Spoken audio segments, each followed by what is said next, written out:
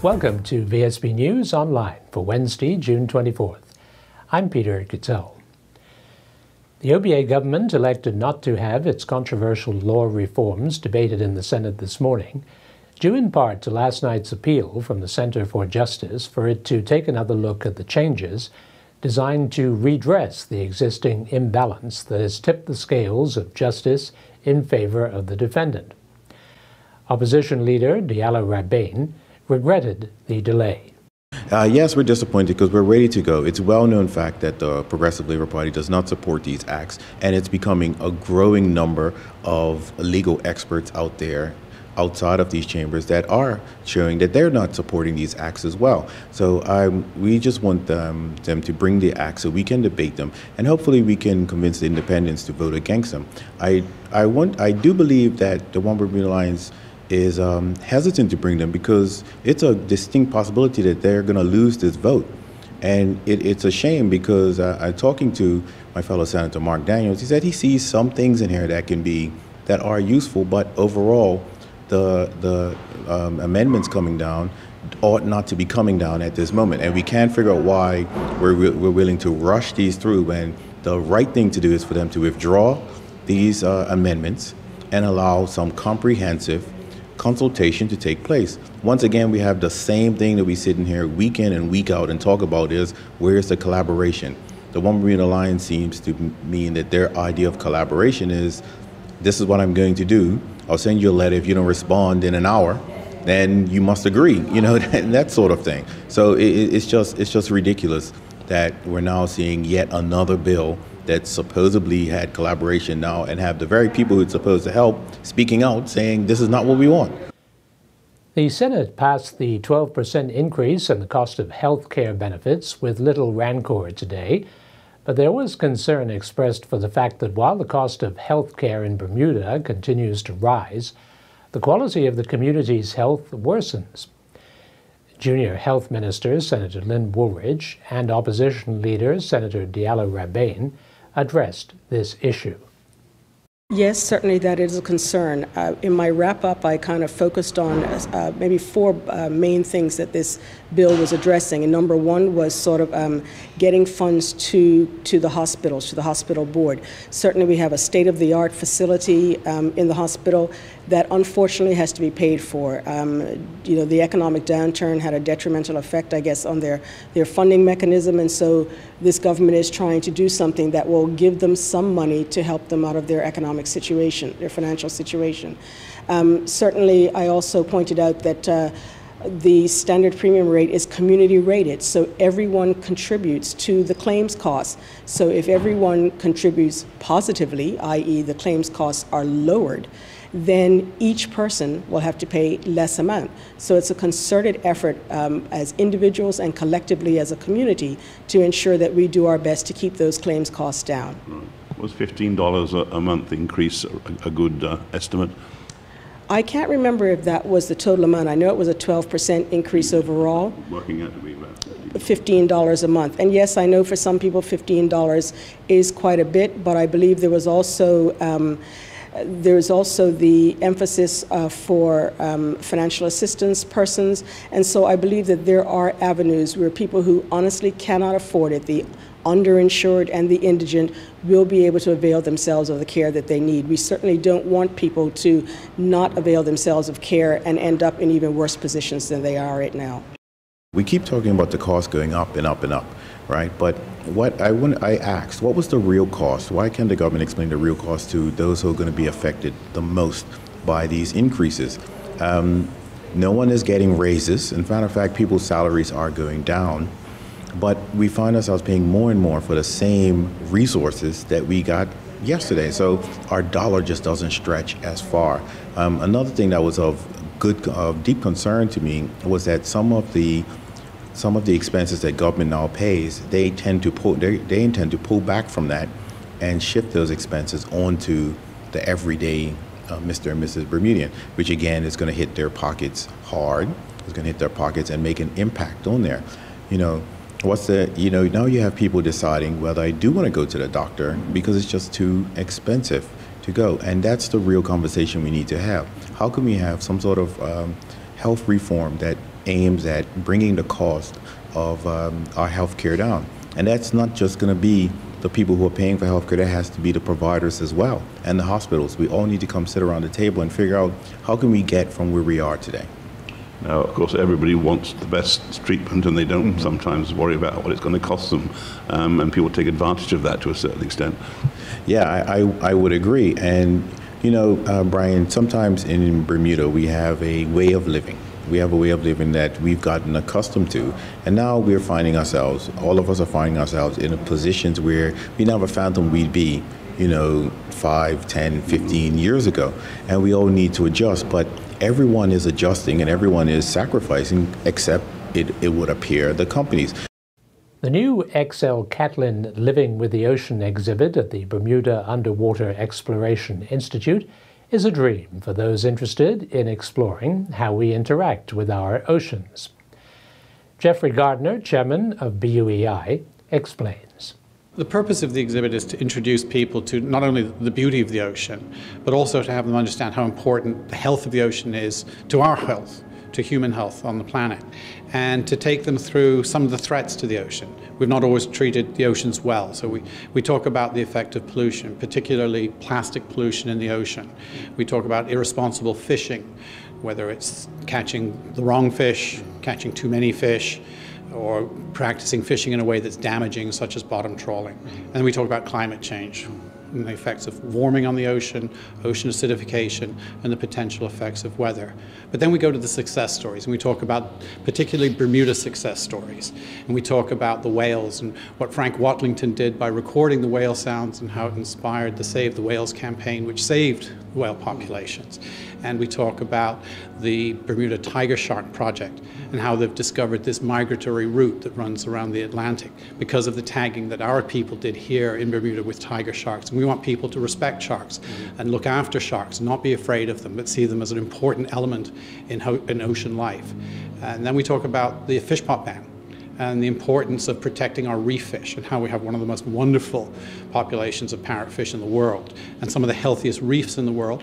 We talk about what a reef is, and then the final piece of the exhibit is this amazing immersive experience where you go into this room and you're surrounded by 7 big screens and you're totally immersed in the ocean. You can see what it's like underwater. You can travel to reefs not only in Bermuda but around the world. You can fly around on Google Earth. You can get street view images and all of the Google Ocean images on their system.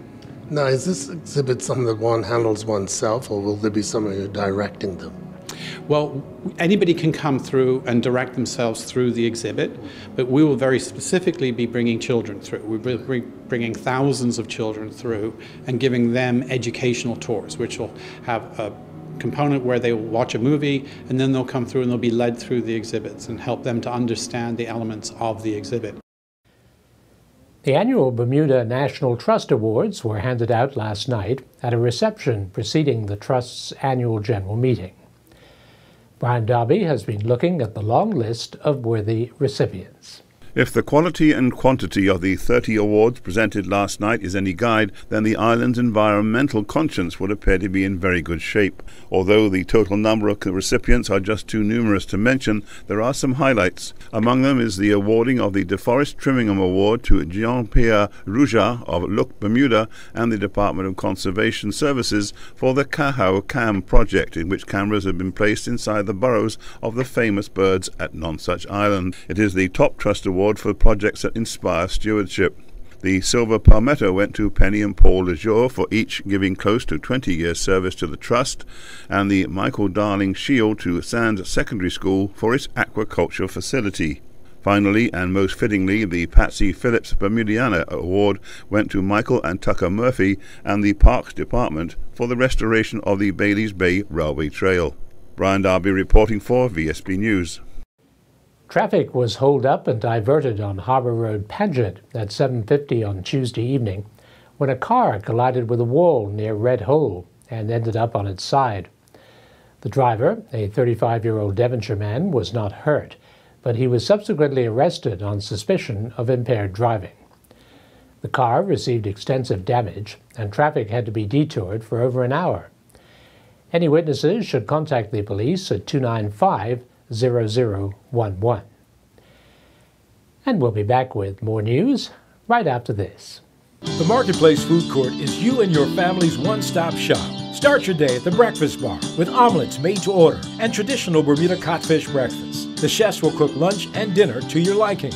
Along with the salad bar, sandwich bar, sushi bar, and fruit bar, the Marketplace Food Court is your kitchen away from home. Every day is hassle-free with nutritious meals from the Marketplace Food Court. Visit us 7 days a week. Homemade cooking, quality service, all at prices you can count on. The Bermuda Post Office has clarified the nature of the increased postal charges that will come into effect on July the 1st. To begin with, all letter mail has been standardized to 50-gram increments, with prices for a local 20-gram letter increasing to 35 cents and a local 50-gram letter going up to 50 cents. International letters will now be 70 cents to the U.S. for a 10-gram letter and $1.15 for a 50-gram letter. International parcels and Data Express products have also increased in price but remain lower than other service providers. The full list of new rates and new services can be found on the BPO website at www.bpo.bm. Yet another Thomson Airways Dreamliner on a charter flight from the UK to Jamaica has had to make an emergency diversion to land at the L.F. Wade International Airport.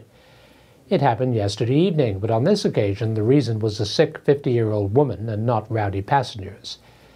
The plane was met at the airport by an ambulance, and the woman and 3 family members disembarked and were taken to the King Edward Hospital. The plane continued on its journey an hour later, making a dramatic pass over the National Stadium. If you want to impress your boss, colleagues, and friends with your newfound communication and speaking skills, you might well consider joining the new Toastmasters Club, being organized tonight at the Bermuda Underwater Exploration Institute. Co-founded by Acting Governor Ginny Ferson and her husband Mel, Director of BUEI, the club will be the second on the island and is being started with the support of the first club. The co-founders tell Charles Webb that Toastmasters, far from being an elite group, is open to everybody. This program is so flexible, it will benefit anybody and everybody. So on the one end of the scale, there might be executives who are trying to hone their skills, but where we have found that it's benefited most people is if they are, for example, maybe looking for a job, or they're a housewife looking to come back into the market, or they're in a particular job and they're a member of a community, a club, a church, whatever it may be, who wants to just increase their self-confidence, be able to stand up, read a lesson, deliver a message. There are all manner of possibilities where it's going to help an individual. I don't suppose politicians join this, do they? Well, I don't think we could actually bar them, because it's an open club. So if somebody wants to come and practice one of their speeches, by all means, bring it on. Well, in all walks of life, diversification is very important. It's also exciting in a Toastmasters environment to have a diverse group, because you get a very wide range of speeches made from people from different backgrounds, and you get to learn a lot of things you may not have known before. And a lot of interaction between older, younger people, ethnic backgrounds, just professions, non-professions. It's a really good way for people to mix, and it's a really, really good value way of increasing your leadership and communication skills. It's $140 per year. That's all you have to pay. And for that, you get to learn in a supportive environment and really develop your speaking skills, which can help you in promotion, with a job, with your career, in many different ways. And now we turn to Earl Baisden with the latest from the sports desk. The 29th Central American and Caribbean Swimming Championships got underway in Barbados yesterday, with 7 of the 8 Bermuda swimmers taking to the pool. Madeline Moore captured Bermuda's first medal of the championships when she won the silver medal during the 13-14 girls 100-meter backstroke final with a personal best time of 1:07.03. This warmed her up as she broke the 13-14 women's 50-meter freestyle CC Can record on her way to winning the gold medal, touching the wall in a personal best time of 26:65. Several other personal best times were swum during the preliminaries earlier in the day, even though there were high winds and inclement weather. The highlights of the morning was Maddie Moore's fourth-place finish in the women's 100-meter backstroke and her first-place finish in the preliminaries of the 50-meter freestyle. The Bermuda Olympic Association, like many other national Olympic associations and their members of Olympians across the world, held special celebrations to mark Olympic Day yesterday. The president of the Bermuda Olympic Association, Judy Simons, explains the intricate part of the Olympic movement. Of course, we all know the Olympic Games as the international sporting spectacle that brings the world's best athletes together every 4 years in dozens of competitions. But there is much, much more to the Olympic movement than games themselves. For 121 years, the modern Olympics have been about the ideal of participation without discrimination. It has been about providing opportunities to young people. It has been about breaking down barriers and bringing the world together in peaceful celebrations. The Olympic flag as we know it so well, the interlocked rings representing the coming together of the people of the world's 5 continents, the flag that flies today and above similar gatherings around the world, is a symbol of those ideals and the success of the Olympic movement. And today, Olympic Day, the youth of Bermuda joins the youth of the world to show our support for the Olympic values of fun, fairness, respect, personal growth, leadership, and peace. We gather here at this wonderful facility just as kids around the world are gathering to fields, football pitches, basketball courts, and baseball diamonds on pool decks and in streets across cities and villages, large and small, to move, learn, and discover. That is the theme of this year's Olympic Day: move, learn, and discover. Representatives of the Bermuda Hockey Federation and the Bermuda Rugby Union are here to help us do just that. Kamal Levrock and his Cardiff MCCU teammates went down by 117 runs to Leeds Bradford MCCU in the MCCU Challenge Final at Lord's yesterday. Leeds Bradford batted first and scored 366 for 4 in their allotted 50 overs. Levrock finished with figures of 10 overs, 1 maiden, 1 for 89. He claimed the wicket of Colin Davis for 17. In reply, Levrock and his teammates were bowled all out for 249. Levrock, batting at the number 8 position, scored 33 runs off of 20 deliveries. He hit 4 fours and 2 sixes in his innings. Game 4, same ending for Bermuda Street Bowl hockey team as they went down during the World Street Bowl Championships in Switzerland. Bermuda went down 15-2 to a very strong Czech Republic team. Adam Chivas and Christopher Merritt scored a goal each for Bermuda. The 2015 Bank of Bermuda Foundation ITF Junior Circuit Tournament continued at the W.E.R. Joe Tennis Stadium, with Bermuda's Lauren Way advancing to the girls under-14 final with a straight set victory over Nina Disick from the USA, 6-1, 6-2. In under-18 singles action, tournament number 1 seed Stefan Kofes from Bolivia needed 3 sets to get by Alexandra Patrock from Canada. Kofes won the first set 7-5, but went down 6-4 in the second set and then closed out the match, winning the third and final set 6-love. The Bermuda Netball Association Summer League hosted a mix-up, switch-up tournament at Bernard Park last evening, which saw teams having to field at least 2 men per game. In the final game of the night, as the sun went down, the teachers suffered their first loss of the night against Family, forcing officials to have another game, but the lack of light made conditions unplayable. In the earlier scores, BAC defeated Squad 2 11-2. PAC Lady Zebras got by Squad 1 6-4. Teachers defeated PAC 9-8. Family defeated PHC 5-2. BAC got by Squad 1 4-3. Squad 2 defeated PHC Lady Zebras 4-2. BAC got by Squad 2 8-2. Teachers defeated Family 6-5. Family got by BAC 7-5, and Family then defeated Teachers 9-4. Jillian Teixeira competed in Belgium. On day 1, she competed in the 1.30 two-phase class, riding Platino. They finished 36th. The pair recorded a time of 73.48, but they had 17 penalty fault points. Teixeira and Escalada competed in the 1.20 meter class, and they recorded a score of 14 to finish 46th. During the 1.30 meter Table A class, Teixeira and Duke of Somerset finished 65th with 13 points. I'm Earl Based and reporting for VSB Sports. Looking at the weather for Thursday, June 25th, there will be a mix of sun and cloud with the chance of a passing shower. Winds will be southwesterly and moderate. We are expecting a high near 87 Fahrenheit and a low near 78 Fahrenheit. This weather forecast is courtesy of the Bermuda Weather Service. Thank you for watching VSB News Online for Wednesday, June 24th. I'm Peter Kitzel.